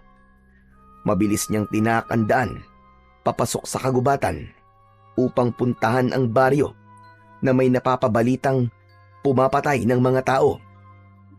Hindi nagtagal ay naramdaman niya na nakasunod sa kanya si Lolo Pilo. Huminto ang bata sa pagtakbo at nagpahinga sa isang puno. Naghihintay ng pagsapit ng gabi. Ganon din si Lolo Pilo. Nagtago rin ito sa kasunod na puno habang dala ang pana. Pagkalipas ng ilang oras ay narinig nila ang pag-angil ng aswang na bangkilan na parabang may kinakain sa damuhan. Si Ulap ang unang lumapit at pinagmasdan ang mabalahibong balat ng aswang. Sarap na sarap ito sa paglantak sa isang hayop. Hoy! Halimaw ka! Masarap ba yung kinakain mo, ha? Gulat na napalingon ng aswang sa gawi ng batang si Ulap. Nanlalaki ang mga mata nito at napatayo at umatras papalayo sa kanila. Habang ang kanan na kamay ay nakataas, nakikiusap na huwag siyang papatayin dahil hayop lamang daw ang kinakain nito. Pero si Ulap, patuloy siya sa pagakbang, papalapit sa aswang. Kaya wala na itong nagawa kundi ang ipagtanggol ang sarili laban kay Ulap. Mabilis itong sumugod sa kanya gamit ang matutulis na kuko. Iwinasiwas nito ang kamay upang hindi siya makalapit. Muntik tamaan ng kalmot sa mukha si Ulap. Subalit mataas siyang tumalon at saknong pagbagsak niya sa lupa ay tumama ang talim ng kanyang espada sa balikat ng aswang. Bumagsak ito sa lupa, ngunit muli itong nagmakaawa. Sinabi nitong hayop lang ang kinakain nito at huwag siyang papatayin. Wala akong tiwala sa mga sinasabi ng aswang na kagaya mo. Sa ngayon, hayop lang ang kinakain mo. Pero pagdating ng oras na wala ka nang mailalaman sa kumakalamong sikmura, alam ko, nalalabas din ang pagiging ganid mo at papatay ka rin ng tao. Kagaya ng mga kauri mong aswang. Nakipagmatigasan ang aswang na bangkilan na nagkakamali raw si Ulap sa sinasabi niya. Dahil hindi raw lahat ng mga bangkilan ay masama. Ang gusto lang daw nito ay mabuhay na katulad ng isang normal na tao. Pero hindi talaga naniniwala si Ulap. Sinubukan niyang itarak ang talim sa katawan nito, ngunit malakas na sumigaw si Lolo Pilo. Apo, wag! Huwag mong ituloy ang pagpatay sa kanya. Baka naman nagsasabi siya ng totoo. Lolo Pilo, kayo po nagturo sa akin na huwag maniniwala sa mga salita ng isang aswang, di ba? Kaya nga po namatay si tatay dahil naniwala siya sa kabutihang ipinakita ni Don Benito. Kaya bakit ngayon, pinipigilan niyo po ako? Ang dapat po sa kanila ay mamatay. Ulap, ibaba mo ang espada mo. Sa tingin ko ay nagsasabi siya ng totoo. Hindi siya masamang nilalang. Sige na, kahit ngayon lang, Apo. Muli tayong maniwala sa sinasabi ng isang aswang. Pagkatapos na marinig ni Ulap ang sinabing yun ni Lolo Pilo, ibinaba niya ang kanyang espada. Subalit hindi pa man nagtatagal ay bigla na lamang siyang sinunggaban ng aswang na bangkilan. Kinalmot kagad siya nito sa kanyang likod. Ramdam na ramdam niya ang sakit. Napasigaw siya ng malakas at ang palaso ni Lolo Pilo ang unang tumama sa noo ng aswang. Kasunod ng pag-ikot ni Ulap at pagtaga sa leeg nito, tumalsik ang ulo ng aswang. Bumagsak ang katawan nito sa lupa habang bumubulwak ang dugo. Napaluhod si Ulap. Nakatukod ang talim ng kanyang espada. Apo, may sugat ka. Akma na sanang aalalayan ni Lolo Pilo ang kanyang apo nang iwinaksi ni Ulap ang kamay nito. Hindi niya na itago ang sama ng loob para sa matanda. Nakita niyo na? Nakita niyo po kung paano niya ako inatake dahil binigyan natin siya ng pagkakataon. Kahit kailan, ang aswang ay aswang, Lolo Pilo. Pagkatapos na nangyaring to, wala na akong paniniwalaan sa mga sasabihin nila. Lahat ng kampo ng kadiliman, ang dapat sa kanila ay mamatay. Naramdaman ni Ulap ang pagbalot ng enerhiya sa kanyang katawan at sa isang iglap ay naghilom ang kanyang sugat sa likod. Tumayo siya nang bumalik ang kanyang lakas. Pinagmasdan niya ang katawan ng aswang na bangkilan. Unti-unti itong nasunog nang itapat ng matanda ang medalyon sa katawan nito hanggang sa maging abo at sumama ang mga yon sa hangin. Patawarin mo ko, Apo. Muntik ka tuloy mapahamak na dahil sa akin. Pasensya ka na talaga. Hindi pala talaga dapat maniwala sa sinasabi ng isang aswang. Hindi nakatanggap ng tugon si Lolo Pilo mula kay Ulap na naglakad na paalis sa lugar na yon. Tinahak nila ang daan papunta sa kabilang baryo. Tutugisin nila ang mga aswang na pumapatay ng mga magsasaka. Kahit alam niyang nakasunod sa kanya ang kanyang Lolo Pilo, hindi niya ito kinakausap ni hindi tinitignan. Ipinaramdam niya rito na masama talaga ang loob niya sa nangyari kanina. Pagkalipas ng ilang oras na paglalakad, narating na nila ang baryo ng Hagunon. Tahimik ang paligid, kaya rinig na rinig ang pagsigaw ng isang lalaki mula sa likod ng sirang bahay. Nagmamakaawa ang lalaki na wag itong papatayin dahil kailangan pa raw nitong sumundo ng hilot para sa asawa nito na malapit ng manganak. Dahan-dahan nilang nilapitan ang pinagmumulan ng ingay.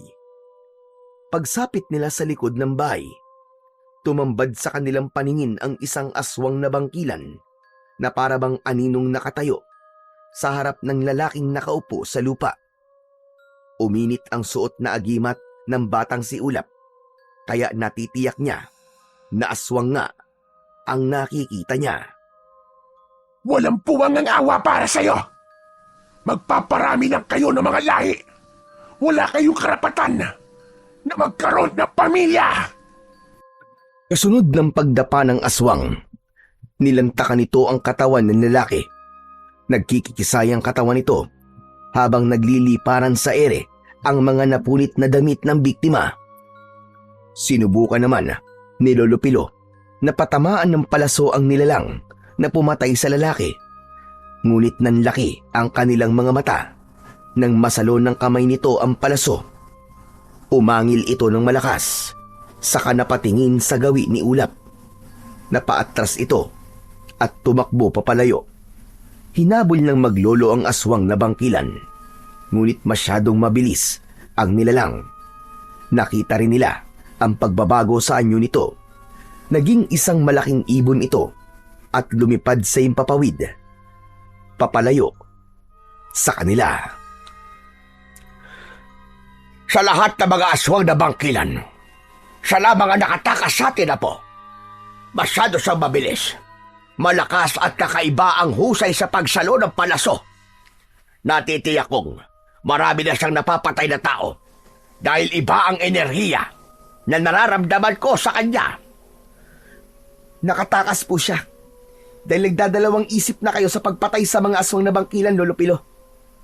Akala ko po ba, kapag manunugis ng aswang, hindi dapat nakakaramdam ng pag-aalinlangan?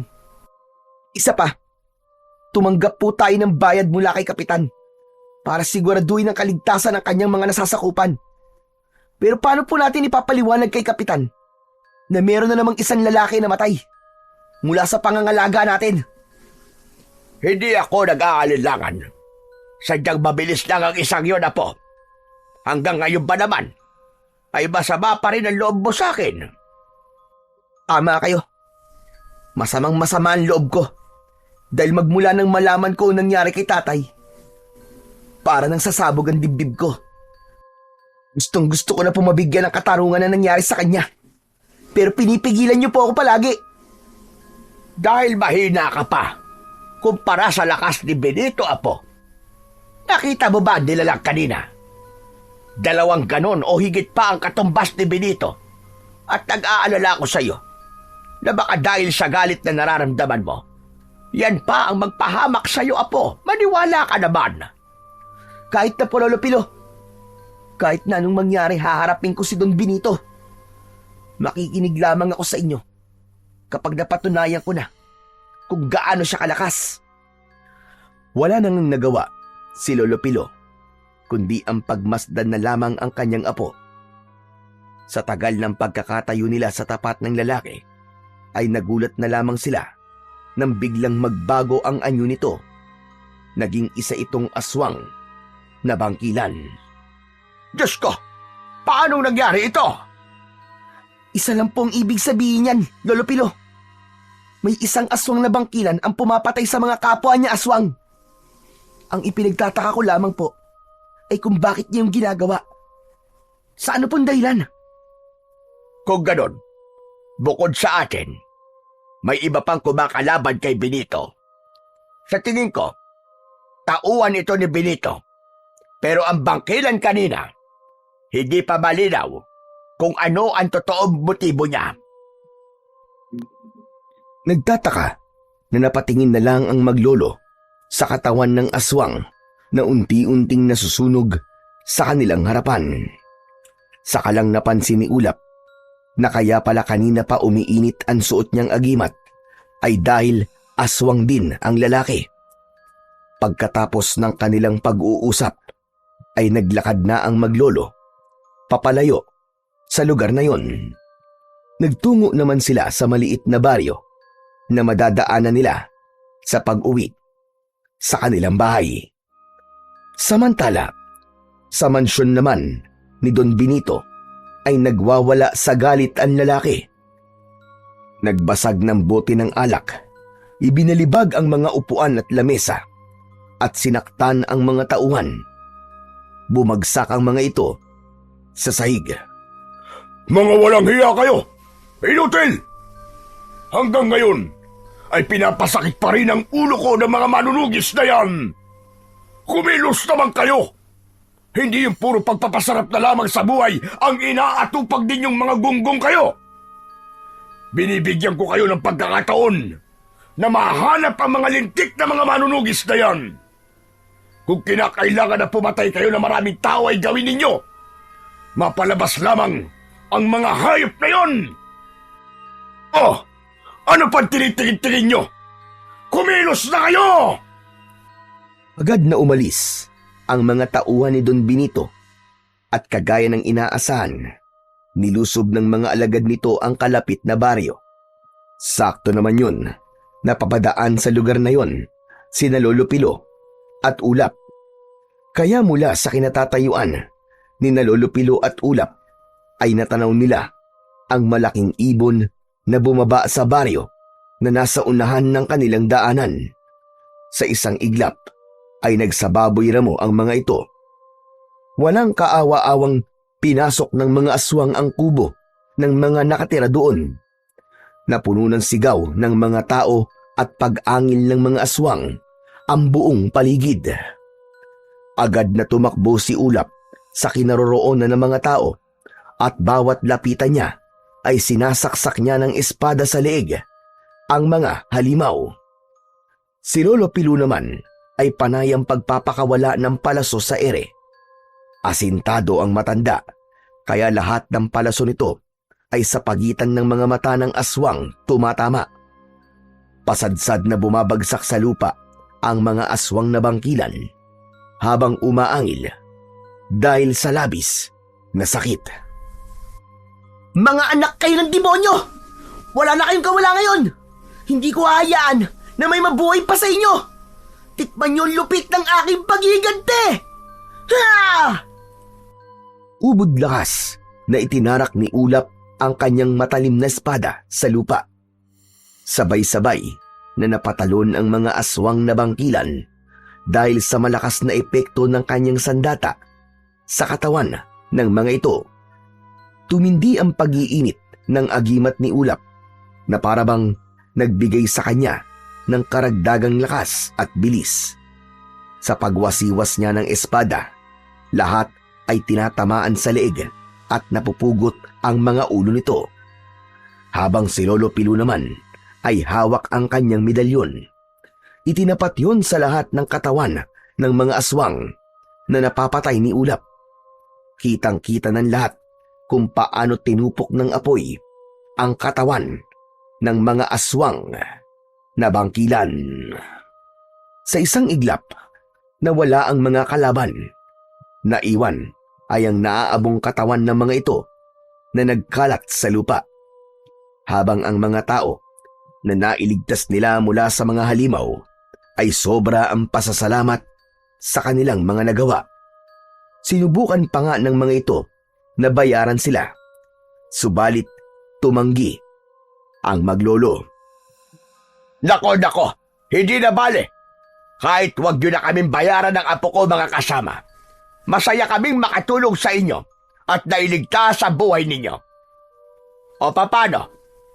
Magpapaalam na kami. Mag-iingat po kayong lahat.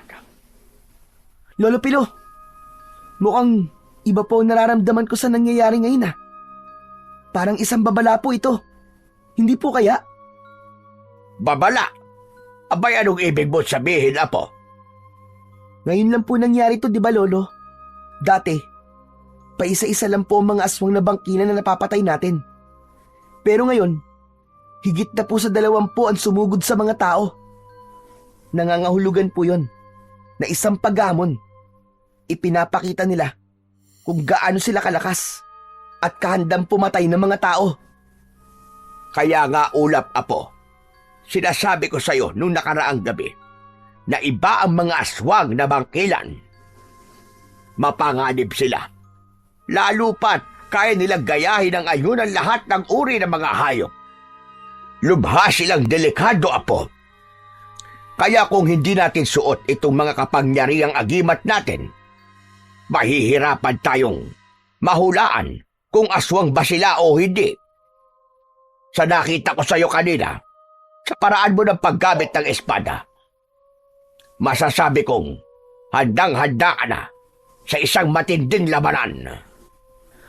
Nakaramdam ng saya si Ulap sa sinabing yon ng kanyang Lolo Pilo. Isa munang malalim na buntong hininga ang pinakawalan niya, saka naglakad papalayo sa lugar na yon. Si Lolo Pilo naman ay isinukbit sa balikat ang dala nitong pana. Maya-maya pa ay narating nila ang kanilang bahay sa gitna ng kagubatan. Pagpasok nila sa loob ng kanilang bahay, ay agad silang nagpahinga. Hindi sila nag-usap ni Lolo Pilo dahil abala siya sa pag-iisip kung paano niya mahahanap ang kanyang ina. Hanggang ngayon ay umaasa pa rin siya na muli silang magtatagpo at magkakasama. Nang gabi rin na yon, ay hindi alam ni Lolo Pilo at Ulap na merong isang nakaligtas sa labanan na yon. Walang iba kundi si Arnulfo.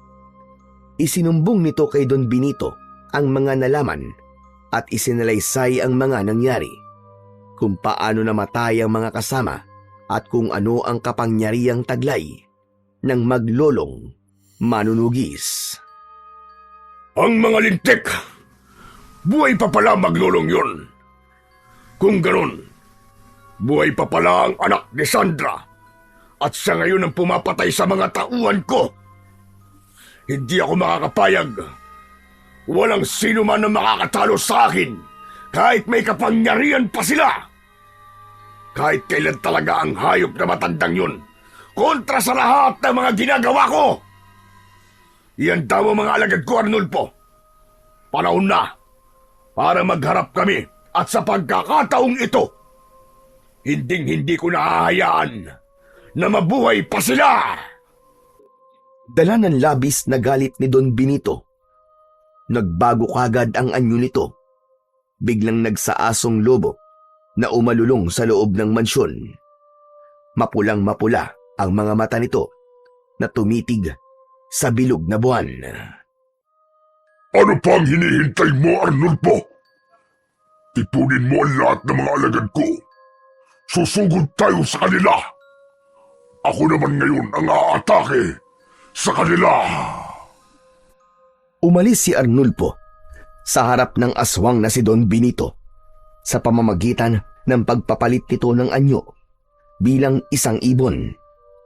Habang si Don Benito naman ay nagbago rin kagad ang itsura. Mula sa pagiging aswang na lobo, nagpalit ito ng anyo bilang isang paniki, kasunod ng paglipad nito palabas sa bintana. Sa kabilang dako naman ng kagubatan, sa bahay ng maglolong manunugis, ay hindi na naaalis ang pag-iinit ng kanilang suot na kwintas.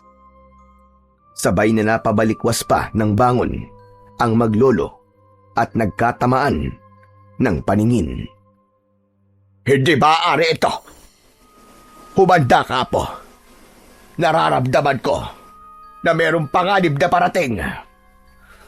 Opo, Lolo Pilo. Nararamdaman ko rin po yun. Inihanda ng dalawa ang kanilang mga sandata at lumabas ng kanilang pintuan.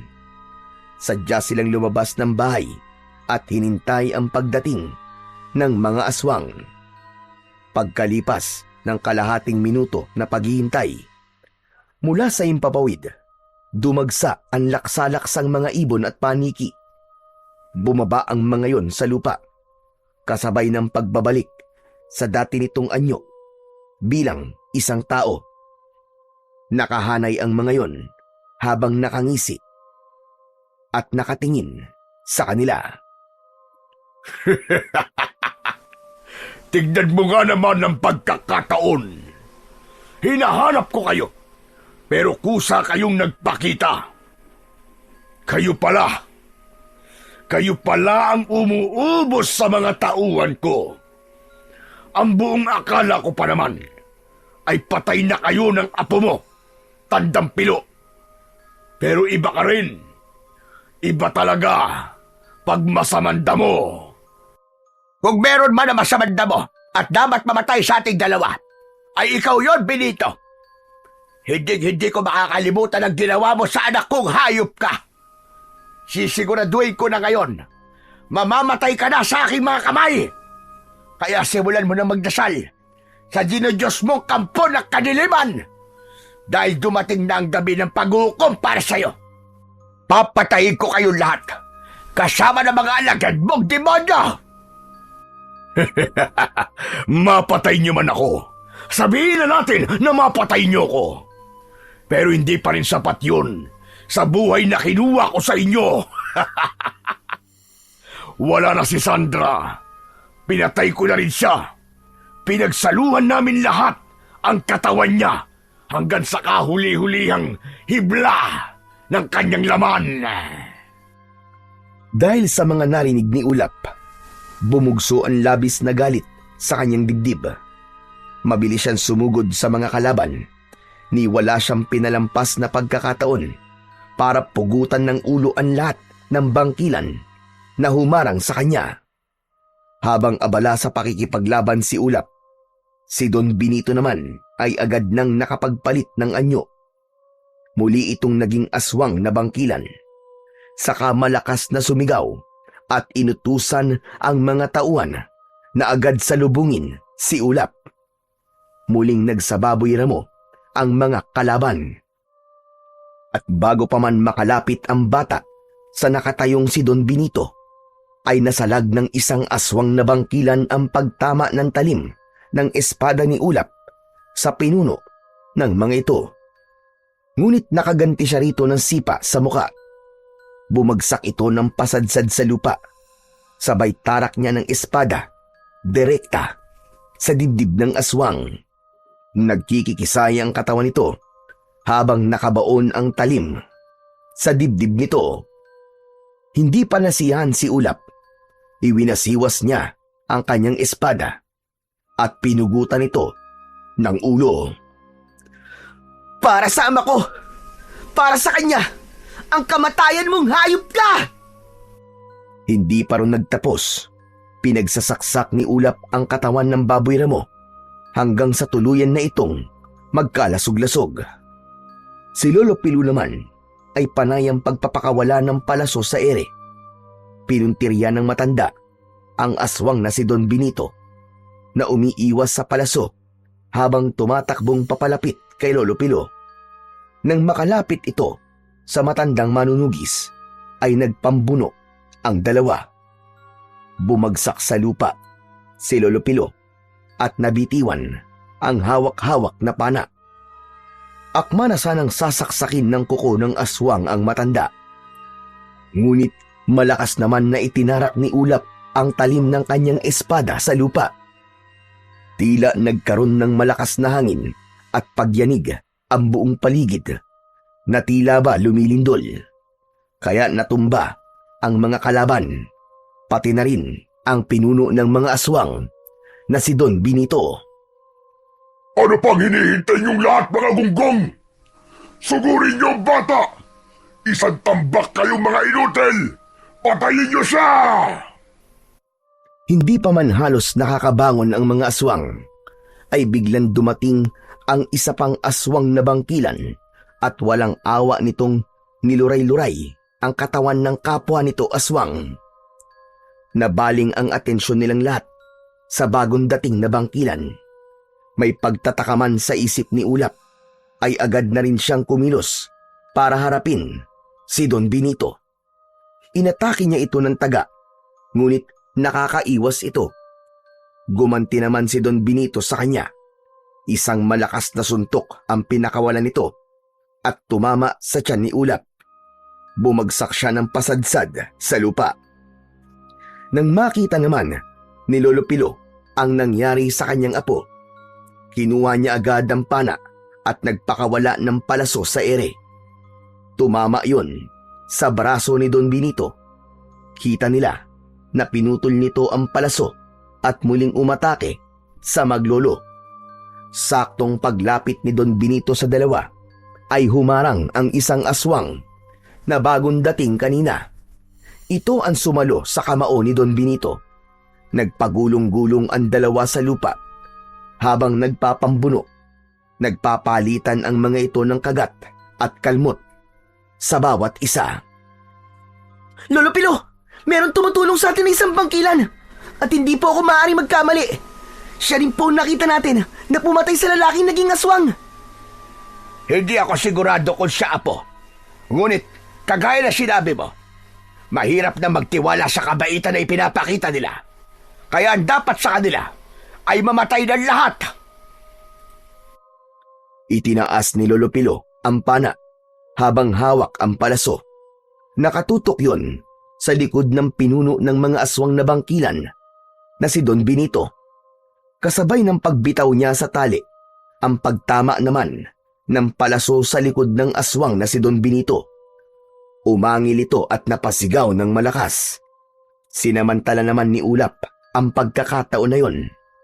Nilapitan niya kagad ang tumayong aswang at ginilitan ito sa leeg gamit ang kanyang matalim na espada. Hanggang sa napaluhod ito sa lupa. Hindi ako papayag na matalo ninyo! Nagpilit itong tumayo. Subalit sa dami ng dugo na bumulwak mula sa leeg nito, ay unti-unti na itong nanghina.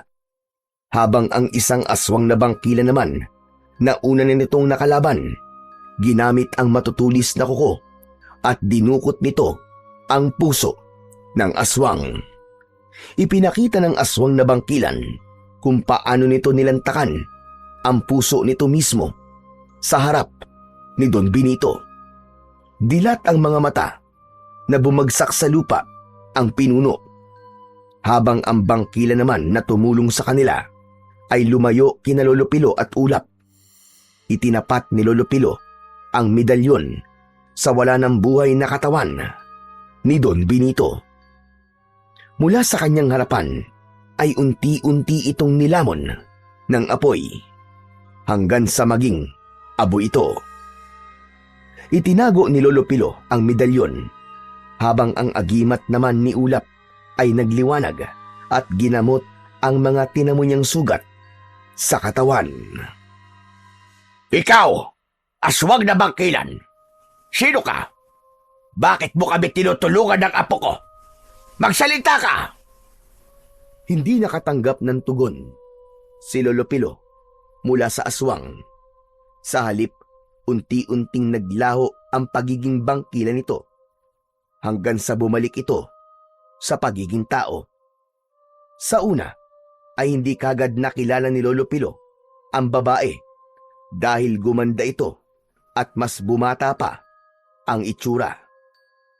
Hindi ba, Are? Sandra! Ikaw na ba yan? Ikaw ang aswang na bangkilan? Lolo Pilo, ako nga. Ako nga po ito, si Sandra.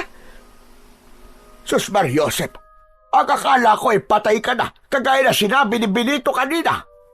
Ngunit, paanong nangyari iyon? Nakaligtas po ko. Akala nila totoong namatay ako nung gabing yon. Naiwan po ako sa gubat at basta na lamang po akong nagising na malakas at may kakaibang nararamdaman sa katawan. Hindi ko po alam na lumipat sa akin ng isang perlas ng isa sa mga tauhan ni Benito. Imalang nabuhay po ko. Ngunit ito nga, naging isang aswang na bangkilan na. Tatay Pilo, ang anak ko po, nasaan siya? Sandra, hindi mo ba nakikilala si Ulap? Ayan siya, nasa harapan mo lang. Naalala mo ba ang suot niyang agimat? Kahit wala ka, yan ang nagsilbing proteksyon niya laban sa lahat ng uri ng mga aswang. Matagal na hindi nakapagsalita si Ulap ng mga sandaling yon. Titig na titig lamang siya sa magandang babae na nasa harapan niya. Unti-unti itong lumapit sa kanya habang naluluwa ang mga mata. Biglang uminit ang suot na agimat ni Ulap, kaya saglit niyang hinubad yun at inilagay sa bulsa upang makalapit sa kanya ang kanyang ina. Hindi na nag-aksaya pa ng oras si Sandra. Maigpit niyang niyakap ang anak na si Ulap. Humagulgulo siya ng iyak para sa mga panahon na hindi niya nakasama ang anak. Si Ulap naman ay naiiyak na gumanti rin ng yakap sa kanyang hinahanap-hanap na ina. Ulap! Ulap ang anak ko! Ang anak ko! Opo, Nay. Ako nga po ito. Ang anak nyo. Diyos ko, Kaya tagal kong hinintay ang pagkakataon na ito, anak. Hindi ko kasalanan ang pagkakalayo natin. Ginawa ko ang lahat para masiguradong ligtas ka. Lihim ako nagbantay sa mansyon para malaman ko kung ano mga binabalak nila laban sa'yo. Kaya nalaman ko na aatake sila sa inyo. Habang papunta ko rito, panay ang dasal ko na sana'y ligtas ka at walang mangyaring masama sa inyo. Nay, mahal na mahal ko po kayo. Matagal po ako nangulila sa inyo, Nay. Pero paano na po? Ano na po ang mangyayari sa inyo ngayon, Nay? Bumitaw sa pagkakayakap si Sandra at pinagmasdang mabuti ang kanyang anak. Ako pa rin ito, anak. Kahit isa na akong aswang na bangkilan, kahit na kailan, ay hindi ako tumikim ng katawan ng tao. Ang hayop at kapwa aswang ko lang ang kinakain ko upang patayin at hindi na sila makapagasik ng lagim. Anak, mabubuhay na tayo na magkasama at hindi na tayo magkakahiwalay kahit kailan. Opo, Nay. Tanggap ko po kahit isa po kayong aswang na bangkilan. Sadyang napakabuti ng Diyos, Sandra. Binuhay ka niya upang makasama mo pa ang iyong anak. Kung nasaan man ang anak ko si Teryo, natitiyak ko na masaya na siya sa nangyayari sa inyong mag-ina. Tumayo si Sandra at nilapitan ang matanda na si Lolo Pilo. Nagpasalamat siya sa pagpapalaki at pagmamahal nito para kay Ulap. Pero dahil may suot na medalyon ang matanda, agad na lumayo si Lolo Pilo. Sapat na ang pagpapasalamat mo, Sandra, sa pagkakaligtas mo sa amin kanina. Naging mabuti kang tao, kaya hindi hinayaan ng Panginoong Diyos na mawala sa iyo ang anak mo, at hindi ka rin niya hinayaan na malubog ng gusto sa apoy ng impyerno dahil sa iyong pagiging aswang.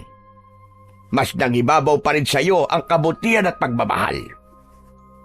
Sa ngayon, ay wala ng dahilan para manatili pa tayo sa lugar na ito. Lilisanin natin ang baryo at mamumuhay ng tahimik sa ibang lugar para makapagsimula ng panibagong buhay. Ako naman po, itatabi ko po muna ang agimat ko para makasama ko po si Nanay, Lolo Pilo.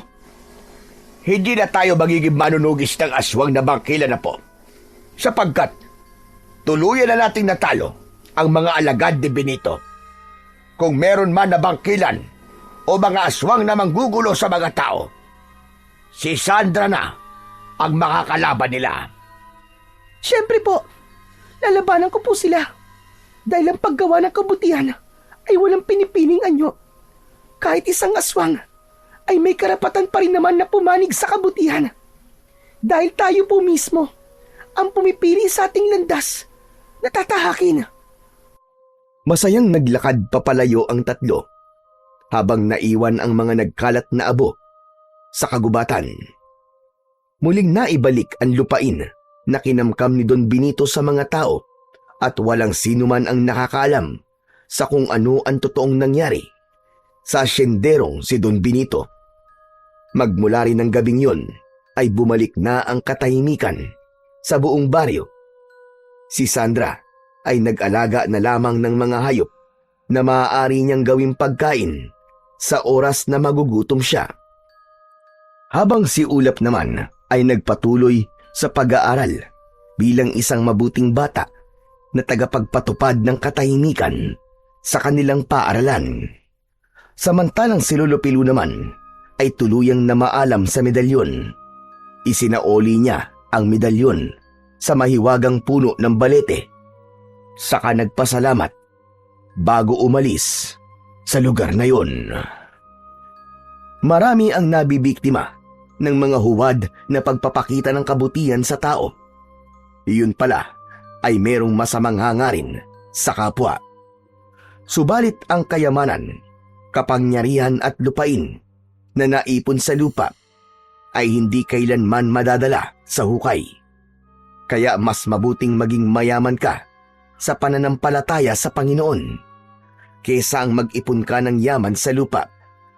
Dahil sa oras na singiling ka na sa kabayaran ng lahat ng naging kasalanang nagawa mo sa lupa, walang ibang makakatulong sa iyo kundi ang kabutihan at pananampalataya mo sa dakilang lumikha.